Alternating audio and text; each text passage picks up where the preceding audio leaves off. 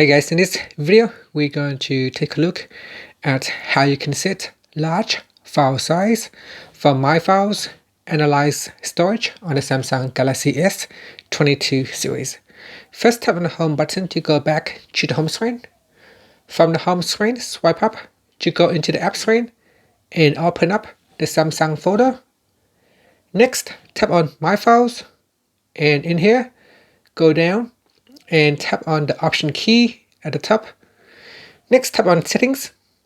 In My Files Settings, go down to the Analyze Storage section and tap on Large File Size.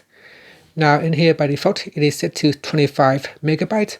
You can increase that to 100 megabyte, 500 megabyte, or you can set a custom size. With a custom size, you can choose whether you set the size in megabyte or gigabyte, and then just insert the number and then tap on Done. And that's it. That is how you can set large file size in My Files. This will allow you to set how big files need to be before they are flagged when analyzing storage. And that's it. Finally, you can tap on the home button to go back to the home screen. Thank you for watching this video. Please subscribe to my channel for more videos.